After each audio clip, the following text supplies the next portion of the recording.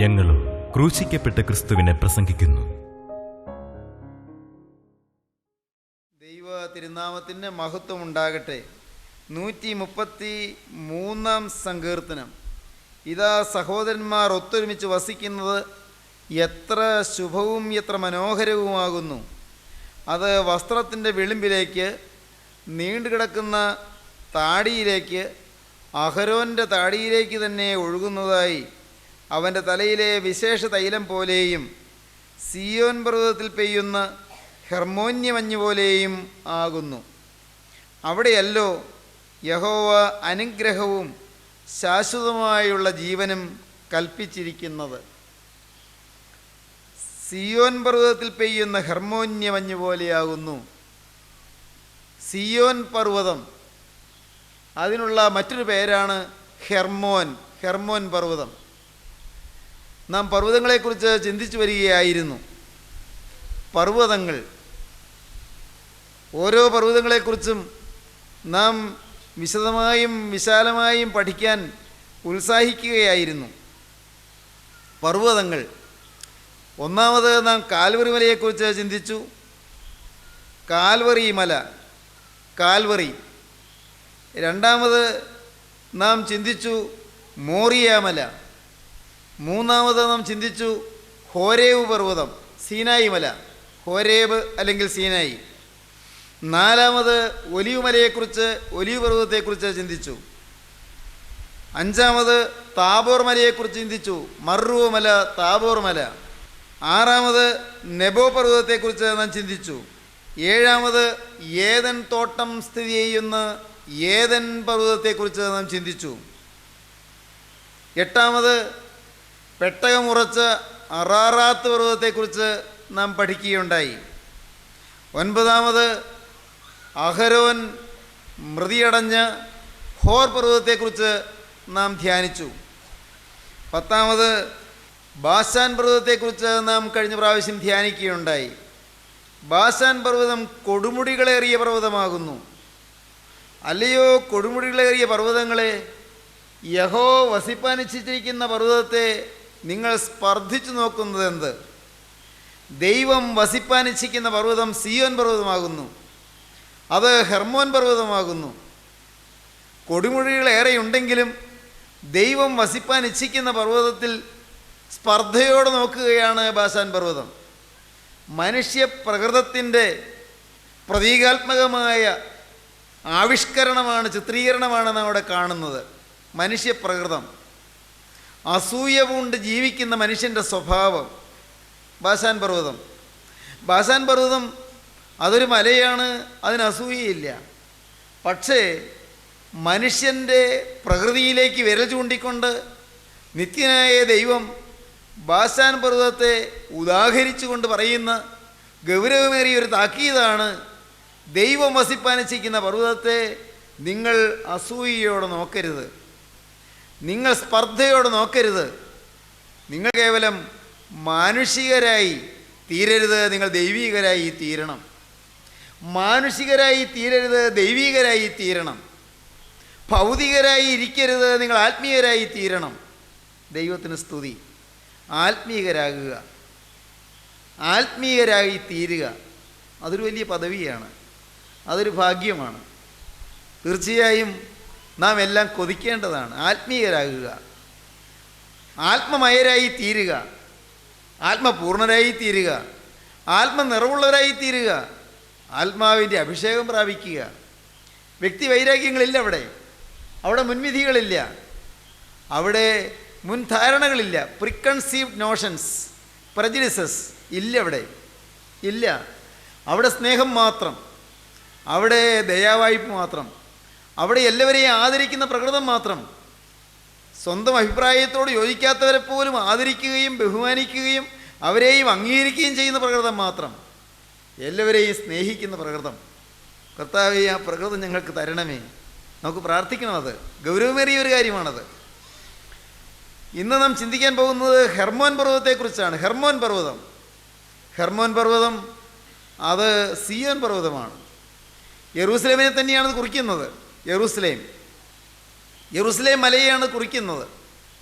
യെരുസലേം പർവ്വതം, സിയോൻ പർവ്വതം, അക്ഷരീയമായ സിയോൻ, സിയോൻ പർവ്വതം, ഹെർമോൻ പർവ്വതം. ചില വാക്യങ്ങൾ നമുക്ക് വായിച്ചാൽ കാണാം. ആവർത്തന പുസ്തകം 3-ാം അധ്യായത്തിൻ്റെ 8 മുതൽ 10 വരെയുള്ള വാക്യങ്ങളിൽ ഹെർമോനെ നമുക്ക് കാണാം. ഇങ്ങനെ അക്കാലത്ത് അമോര്യരുടെ 2 രാജാക്കന്മാരുടെയും കയ്യിൽ നിന്ന് യോർദാനക്കരെ അർന്നോൻ താഴ്വര തുടങ്ങി ഹെർമോൻ പർവ്വതം വരെയുള്ള ദേശവും, ഹെർമോൻ പർവ്വതം വരെയുള്ള ദേശം, ഹെർമോൻ പർവ്വതം വരെയുള്ള ദേശവും സീദോന്യർ ഹെർമോന് സിരിയോൻ എന്നും അമോര്യരോ അതിന് സെനീർ എന്നും പേർ പറയുന്നു. ഹെർമോൻ പർവ്വതം, സീദോന്യർ അതിന് സിരിയോൻ എന്നും അമോര്യരോ അതിന് സെനീർ എന്നും പേർ പറയുന്നു. 4-ാം അധ്യായത്തിലേക്ക് വരുമ്പോൾ 4-ാം അധ്യായത്തിൻ്റെ 48-ാമത്തെ വാക്യത്തിൽ നാം കാണും, അർന്നോൻ താഴ്വരയുടെ അറ്റത്തുള്ള അരോവേർ മുതൽ ഹെർമോൻ എന്ന സിയോൻ പർവ്വതം വരെയും, അരോവേർ മുതൽ ഹെർമോൻ എന്ന സിയോൻ പർവ്വതം വരെയും. ഹെർമോനാണ് സിയോൻ പർവ്വതം. വീണ്ടും നാം തിരുവചനം വായിക്കുമ്പോൾ നമുക്ക് യോശുവയുടെ പുസ്തകം 12-ാം അധ്യായം 1-ാം വാക്യം വായിക്കുമ്പോൾ അവിടെ ഈ ഹെർമോൻ പർവ്വതത്തെക്കുറിച്ച് വീണ്ടും വിവരണം കാണാം. ഇസ്രായേൽ മക്കൾ യോർദാനക്കരെ കിഴക്ക് അർന്നോൻ താഴ്വര മുതൽ ഹെർമോൻ പർവ്വതം വരെയുള്ള രാജ്യവും കിഴക്കേ അരാബ് മുഴുവനും കൈവശമാക്കുകയിൽ ഇസ്രായേൽ മക്കൾ യോർദാനക്കരെ കിഴക്ക് അർന്നോൻ താഴ്വര മുതൽ ഹെർമോൻ പർവ്വതം വരെയുള്ള രാജ്യം, ഹെർമോൻ പർവ്വതം. അവിടെ തന്നെ 5-ാമത്തെ വാക്യത്തിൽ അത് തന്നെ കാണാം. മല്ലന്മാരിൽ ശേഷിച്ച ഇവർ അസ്തരോത്തിലും യദ്രയിലും പാർത്തു. ഹെർമോൻ പർവ്വതവും സൽക്കയും ബാശാൻ മുഴുവനും ഗശൂര്യരുടെയും മാഗാത്യരുടെയും ദേശവും എന്നിങ്ങനെ അവിടെ വിവരിച്ചിരിക്കുന്നു. ഹെർമോൻ പർവ്വതം, ഹെർമോൻ പർവ്വതത്തെക്കുറിച്ച് യോശുവയുടെ പുസ്തകം 13-ാം അധ്യായം 5-ാം വാക്യത്തിൽ നമുക്ക് കാണാം. കനാന്യരുടെ ദേശമൊക്കെയും സീദോന്യർക്കുള്ള മെയാരയും ഗിബേല്യരുടെ ദേശവും കിഴക്ക് ഹെർമോൻ പർവ്വതത്തിൻ്റെ അടിവാരത്തിലെ ബാൽഗാദ് മുതൽ ഹമാത്തിലേക്ക് തിരിയുന്ന സ്ഥലം വരെയുമുള്ള ലെബാനോൻ ഒക്കെയും. ഇന്നത്തെ ലെബനിലാണ്, ഇന്നത്തെ ഈ ലെബനോൻ എന്ന് പറയുന്ന ലെബനനിലാണ്, ആ പ്രദേശത്തോട് അടുത്താണ് അന്ന് ഹെർമോൻ പർവ്വതത്തിൻ്റെ അതിരുണ്ടായിരുന്നത് എന്ന് ഇവിടെ നമുക്ക് കാണുവാൻ സാധിക്കും. സഹോദരങ്ങളെ, അതിൻ്റെ ഭൂമിശാസ്ത്രപരമായ കാര്യങ്ങളിലേക്ക് കടക്കണമെന്നില്ല. 89-ാമത്തെ സങ്കീർത്തനം 12-ാം വാക്യം വായിക്കുമ്പോൾ ദക്ഷിണോത്തര ദിക്കുകളെ നീ സൃഷ്ടിച്ചിരിക്കുന്നു, താബോരും ഹെർമോനും നിന്റെ നാമത്തിൽ ആനന്ദിക്കുന്നു. ഹെർമോൻ പർവ്വതം ഞാൻ ഇത്രയും എടുത്തു പറയാൻ കാരണം, ഹെർമോൻ പർവ്വതം ദൈവമക്കൾക്ക് വിലപ്പെട്ടൊരു പർവ്വതമാണ്. അത് ഇനി അടുത്ത് നാം താമസിയാതെ ചിന്തിക്കാൻ പോകുന്ന സ്വർഗീയ സിയോൻ പർവ്വതത്തിൻ്റെ ഒരു നിഴലാണ്. സ്വർഗീയ സിയോൻ പർവ്വതം, 12-ാമത്തെ പർവ്വതം സ്വർഗീയ സിയോൻ പർവ്വതമാണ്. സ്വർഗീയ സിയോൻ പർവ്വതത്തിൻ്റെ ഒരു നിഴലാണ്. ഈ ഭൂമിയിൽ ദൈവമക്കൾ താൽക്കാലിക ജീവിതം നയിക്കുന്നവരാണ്. ഇവിടെ നിന്ന് ഒരിക്കൽ നാം എല്ലാവരും, ഞാനും നിങ്ങളും, ഒരു ദിവസം നാം അക്കരയ്ക്ക് പറന്നു പോകും, മരണം വഴിയായി കടന്നു പോകും. ഇവിടെയുള്ള നമ്മുടെ ജീവിതം താൽക്കാലികമാണ്. ഇവിടെയുള്ള ജീവിതം വളരെ ക്ഷണികമാണ്. കവികൾ പറയും ക്ഷണപ്രഭ ചഞ്ചലമെന്നൊക്കെ. നിമിഷകാലം കൊണ്ട് മാത്രം തീർന്നു പോകുന്നൊരു ജീവിതം, നൈമിഷികമായ ചില കാര്യങ്ങൾ മാത്രം, എല്ലാം മാറി മറിഞ്ഞു പോകും, സ്വപ്ന സമാനം. നിങ്ങളോട് ഞാൻ പണ്ട് പറഞ്ഞിട്ടുള്ളത് ഓർമ്മയുണ്ടോ? മഹാസമുദ്രത്തിൽ എന്തുമാത്രം വെള്ളമാണുള്ളത്, എന്തുമാത്രം വെള്ളം! കോരിയാൽ തീരുമോ? മുക്കിയെടുത്താൽ തീരുമോ? ഒരു ബക്കറ്റ് കൊണ്ട് കോരിയെടുക്കാമെന്ന് വിചാരിച്ചു. മഹാസമുദ്രത്തിൽ വെള്ളമുണ്ടോ? തീരാൻ പോകുന്നു, തീരില്ല. എന്നാൽ അതിൽ നമ്മുടെ കൈ മുക്കി ഒരു കയ്യിലുള്ള വെള്ളം ഒരു തുള്ളി നാം ഒരു പാത്രത്തിലേക്ക് എടുക്കുമെന്ന് വിചാരിക്കൂ. ഒരു തുള്ളി വെള്ളം, അത് അങ്ങനെ എത്ര തുള്ളി എടുത്താൽ തീരും? തീരില്ല. എണ്ണിയാൽ ഒടുങ്ങുകയില്ല, തീരില്ല. മഹാസമുദ്രത്തിലെ വെള്ളം പോലെ പരന്ന് വിശാലമായി കിടക്കുകയാണ് ഈ മനുഷ്യ ജീവിതത്തിൻ്റെ നിത്യത എന്ന് പറയുന്നത്. നിത്യത. അതിൽ ഈ താൽക്കാലിക ജീവിതത്തിലെ ആയുസ്, ഭൗമിക ജീവിതത്തിലെ ആയുസ് എന്ന് പറയുന്നതോ ഒരു തുള്ളി മാത്രം. നിത്യതയുമായി താരതമ്യപ്പെടുത്തുമ്പോൾ, വിശ്വവിശാലമായ നിത്യതയിലേക്ക് നോക്കുമ്പോൾ, സാർവപ്രാപഞ്ചികമായ നിത്യതയിലേക്ക് നോക്കുമ്പോൾ, പ്രിയപ്പെട്ടവരെ, ഈ ഭൗതിക ജീവിതത്തിൻ്റെ ഒരായുസ് എന്ന് പറയുന്നത് കേവലം ഒരു തുള്ളി മാത്രം. എത്രയെത്ര തുള്ളികളാണിനി ഈ മരണത്തിന് ശേഷം പിന്നെ തുടരാനുള്ളത്. ഒരു നാൾ ഈ സ്വർഗീയ സിയൻപുരിയിലേക്ക് നാം യാത്ര ചെയ്തെത്തും. അവിടെ നാം കടന്നു ചെല്ലണം, ഇല്ലെങ്കിൽ നഷ്ടമാണ്. അതിൻ്റെ ഒരു നിഴലാണ് ഈ ഭൂമിയിലെ ഹെർമോന്യ പർവ്വതം, ഈ ഭൂമിയിലെ താൽക്കാലിക ജീവിതം നയിക്കുന്നതായ ഈ ലോക ജീവിതത്തിലെ സിയോൻ അല്ലെങ്കിൽ യെറൂസലേം ജീവിതം. ഈ ലോക ജീവിതത്തിൽ എൻ്റെ ജീവനുള്ള ക്രിസ്തുവിനോടുള്ള സ്നേഹവായ്പിൽ നിന്ന് എന്നെ പിന്തിരിപ്പിക്കാനും പ്രലോഭിപ്പിച്ചകറ്റുവാനും ശ്രമിക്കുന്ന ഭൗതിക വിഷയങ്ങൾ എന്നെ ആകർഷിച്ചാലും അതൊന്നും എൻ്റെ നാഥനോടുള്ള സ്നേഹത്തിൽ നിന്ന് എന്നെ പിന്തിരിപ്പിക്കാൻ സാധ്യമല്ലെന്ന് ദൈവത്തിൻ്റെ പ്രിയ പൈതൽ പാടുകയാണ്.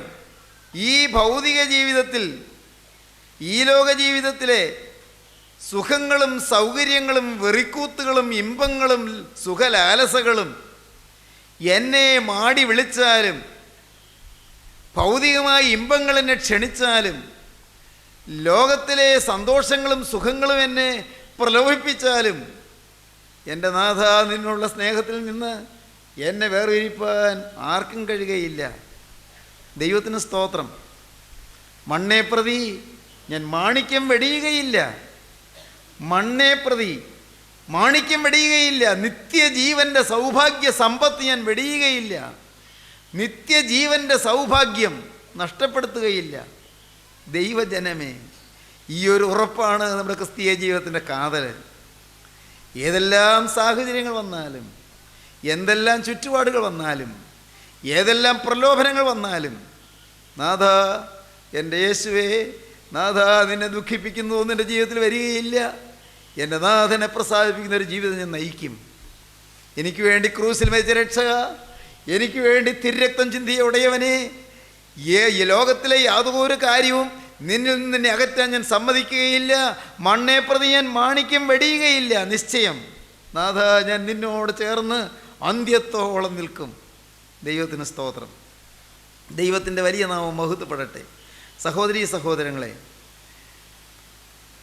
ഈ 133-ാം സങ്കീർത്തനത്തിൽ നാം കണ്ടത് എന്താണ്? ഹെർമോന്യ മഞ്ഞ്. ഹെർമോൻ പർവ്വതത്തിൽ പ്രത്യേക മഞ്ഞുണ്ട്. എന്താണത്? നമുക്ക് വായിക്കാം.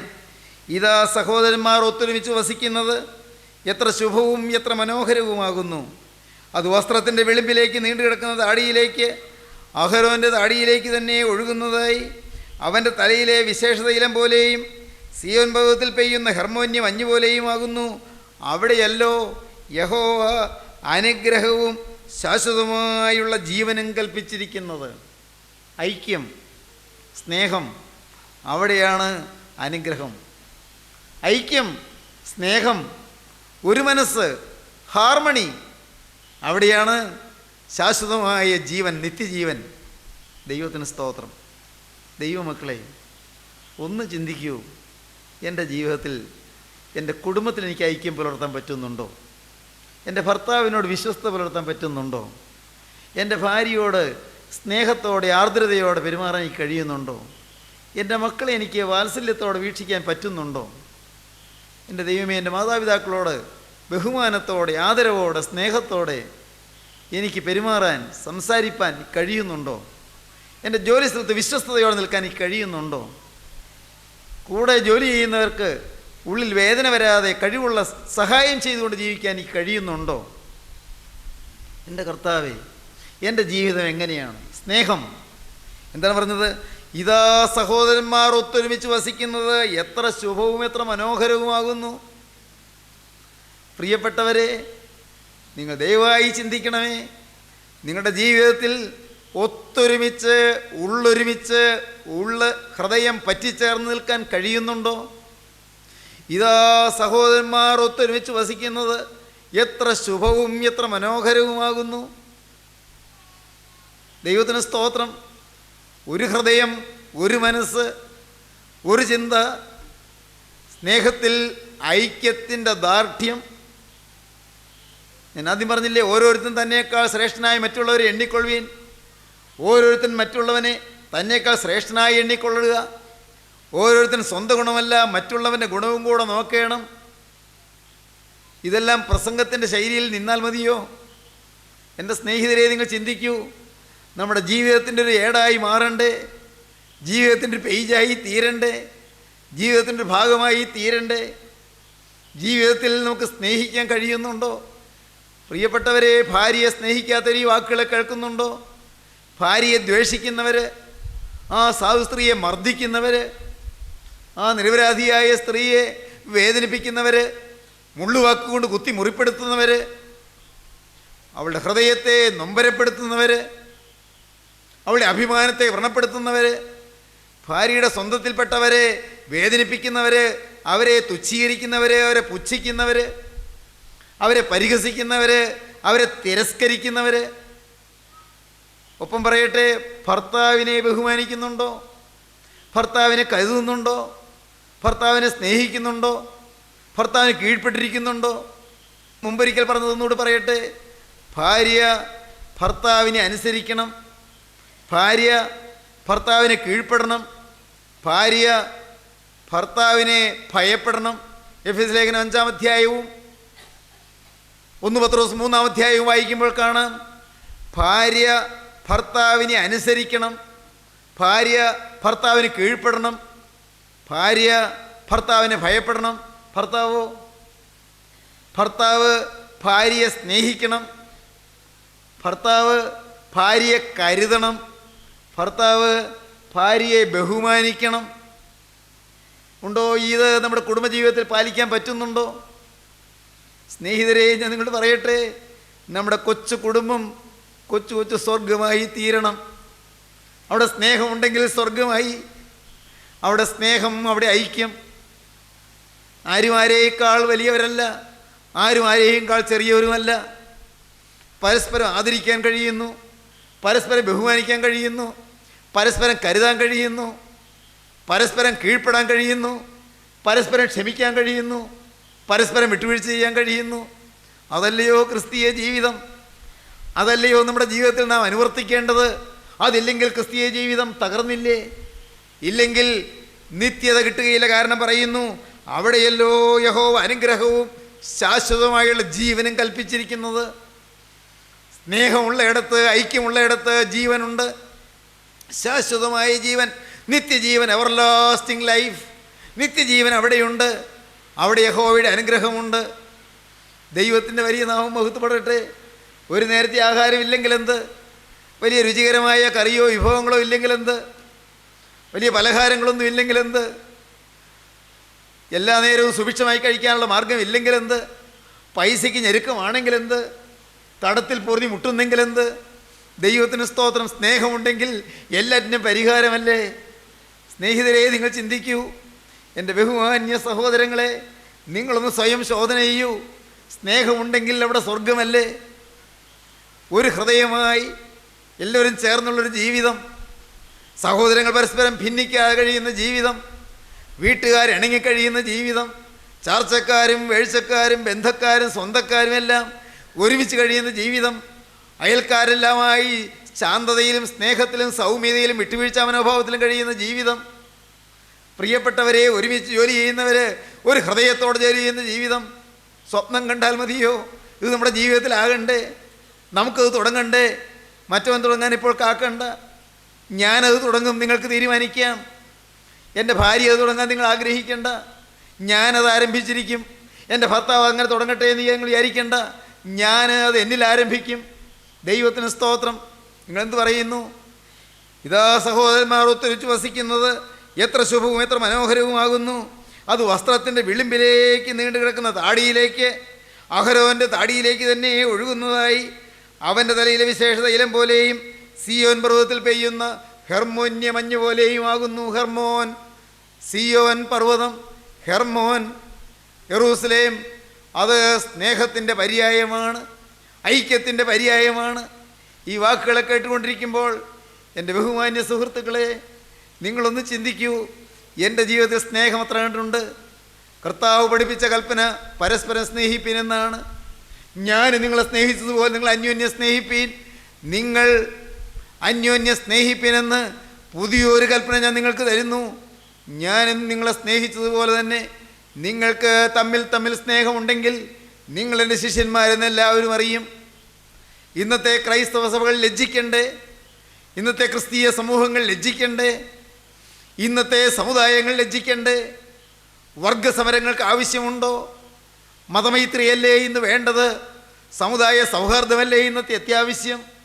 സ്നേഹിതരെ, സമുദായ സൗഹാർദ്ദം, മതമൈത്രി വാക്കുകളിൽ തങ്ങി നിൽക്കാതെ അതെല്ലാം ജീവിതത്തിൻ്റെ ഒരു ഭാഗമായി പ്രതിഫലിപ്പിക്കാൻ കഴിയുമ്പോഴാണ് നാം ക്രിസ്ത്യാനികളായിത്തീരുന്നത്, അഥവാ നാം നല്ല മനുഷ്യരായിത്തീരുന്നത്.